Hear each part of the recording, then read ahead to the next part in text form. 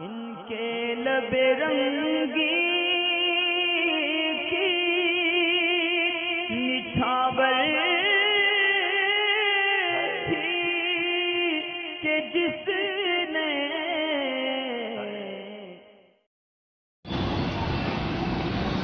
अस्सलामु अलैकुम वरहमतुल्लाहि वबरकातुहू। अहमद रज़ा है। सवाल इनका ये है कि नौकरी के लिए रिश्वत देना क्या जायज़ है? असल में रिश्वत देना तो जायज़ नहीं है,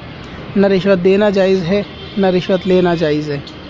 हाँ, मगर कुछ सूरतें ऐसी हैं कि जहाँ पर रिश्वत दिए बग़ैर अगर काम नहीं चलता तो ऐसी जगह पर रिश्वत देना से देने वाला गुनहगार नहीं होगा, लेकिन रिश्वत लेने वाले को लेना उस वक्त भी जायज़ नहीं होगा। तो ऐसी कौन कौन सी जगह हो सकती हैं, इसकी चंद मिसालें हैं कि जहाँ पर रिश्वत देना जायज़ है। मिसाल के तौर पे कोई ऐसी नौकरी है कि जहाँ रिश्वत दिए बग़ैर काम नहीं चलता और आप उस नौकरी के अहल भी हो, उसके काबिल भी हो, और वो नौकरी अगर आपने रिश्वत ना दी तो आपको ना मिलकर किसी और को मिलेगी, और आपने उसके लिए मेहनत भी की है, आप उसके लिए बिल्कुल सुटेबल भी हो, पढ़ाई भी की है, और आपके अंदर वो सब खुसूसियत मौजूद हैं जो उस नौकरी के लिए चाहिए, लेकिन सिर्फ़ इस बिना पर कि रिश्वत वाले को दी जाएगी। अगर आपने रिश्वत नहीं दी उस फील्ड के अंदर और बिना रिश्वत के वो नौकरी नहीं लगती, तो ऐसी सूरत में अगर वो कारोबार यानी नौकरी जायज़ है, वो पेशा जायज़ है, तो फिर उसके लिए रिश्वत दी जा सकती है, जबकि वहाँ उसके बग़ैर कोई चारा ही ना हो। मिसाल के तौर पर किसी ने पढ़ाई करी, अच्छा कोई कोर्स करने के बाद पढ़ाई करी, उसने 10 साल इसमें लगा दिए कम्प्लीटली। अब जब उसकी नौकरी का नंबर आया तो वहाँ पर इंटरव्यू पास करना, ये सब पास करने के बाद कहीं ना कहीं रिश्वत का मामला रहेगा कि जिसके बगैर वो बंदा उस नौकरी को नहीं पा सकता। दूसरी सिचुएशन ये है कि आपको कोई ऐसा कामकाज करवाना है, मसलन सरकारी काम करवाना है, और उसमें रिश्वत के बगैर कोई चारा नहीं होता। मिसाल के तौर पर ड्राइविंग लाइसेंस है, ये एक मिसाल है। अभी मालूम नहीं कि रिश्वत अब भी चल रही है या नहीं चल रही है लाइसेंस में, लेकिन मोस्टली केस में चलती है। तो अगर ड्राइविंग लाइसेंस है और आपको मालूम है कि आपके सारे डॉक्यूमेंट्स कंप्लीट हैं, सब कुछ क्लियर है, लेकिन उसके बावजूद भी आपको फ़ेल कर ही दिया जाना है, 2-3 एग्ज़ाम पास करने पर मजबूर किया जाएगा, और उसके 2-3 एग्ज़ाम देना मतलब फ़ीस भी भरना और टाइम की भी बर्बादी करना, और अगर पैसा दे दिया जाएगा तो वो काम बहुत आसानी से हो जाएगा। तो इस तरह से अगर जो है वो रिश्वत दी जाए कि अगर इसके रिश्वत देंगे नहीं तो इसका बनना जो है लाइसेंस का वो बहुत दुश्वार है और आपको ज़रूरत भी है,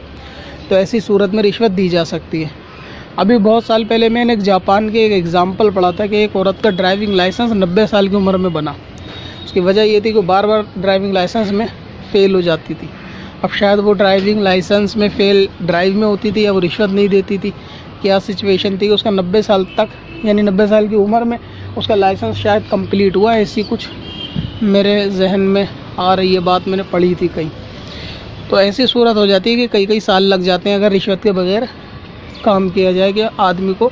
उसका जो पूरे डॉक्यूमेंट्स होने के बाद भी नहीं बनता। तीसरी सिचुएशन है, ये हो सकती है कि आपके ऊपर कोई केस है और आप उस केस में सच्चे हो, और अगर आपने वकील को या इस केस से जुड़े लोगों को रिश्वत नहीं दी तो आपको ये केस का जीतना बहुत हद तक नामुमकिन हो जाएगा। जबकि आप हक पे हो, सच्चे हो, लेकिन सामने वाली पार्टी रिश्वत देके उसको जीत सकती है, तो आपका ऐसे केस में अपने हक में हक फैसला करवाने के लिए भी रिश्वत देने में यानी हर्ज नहीं होता। इसी तरीके से अगर आपका कोई ऐसा हक है कि जो बग़ैर रिश्वत दिए नहीं मिल सकता,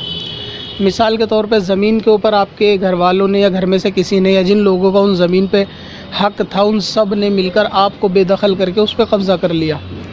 एग्ज़ाम्पल के तौर पे 2 भाई हैं और ज़मीन ज़्यादा है, और एक भाई ने पूरी ज़मीन पे कब्ज़ा कर लिया। अब उस अपने हक को वापस लेने के लिए अगर कहीं रिश्वत का मामला देना पड़े कि उसके बग़ैर चारा ना हो, चाहे वो क्या कहते हैं सामने वाले को दिया जाए या केस पुलिस के चक्कर में पैसा दिया जाए, तो इस तरीके से अपने हक को वसूलने के लिए भी रिश्वत दी जा सकती है। अलगरज़ ये है कि अपने हक को भी वसूलने के लिए रिश्वत दी जा सकती है। इसकी मिसाल ये भी हो सकती है कि किसी ने आपका पैसा कर्ज़ ले लिया और वो कर्ज़ आपका लौटाता नहीं है या देना नहीं चाहता, और आपको ये गुमान होता है कि इसकी नीयत में जो है अब वो ईमानदारी नहीं है। मसलन ये कि ये कर्ज देना नहीं चाहता, और कोई सामने वाला यानी थर्ड पार्टी ये बोलती है कि अगर आप मुझे इतना पैसा दे दो तो मैं आपका ये पैसा जो है वो निकलवा सकता हूँ, यानी ये पैसा मैं उससे ले सकता हूँ आसानी से, वो मेरी बात को नहीं टालेगा, मेरी बात को मना नहीं करेगा, या फिर मैं उससे वो पैसा आपका दिलवा दूँगा, मेरी ज़िम्मेदारी है। तो अगर आपको लगता है कि वो पैसा रिश्वत इस तीसरे बंदे को दिए बगैर नहीं मिल सकता,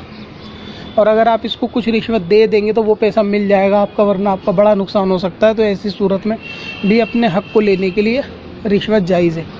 इसी तरीके से बहुत सारे सरकारी महकमों में कि जहाँ रिश्वत के बगैर काम चलता ही ना हो और आपका वहाँ काम करवाना ज़रूरी है, जिसकी एक मिसाल है ड्राइविंग लाइसेंस। तो ऐसी सूरत में उसको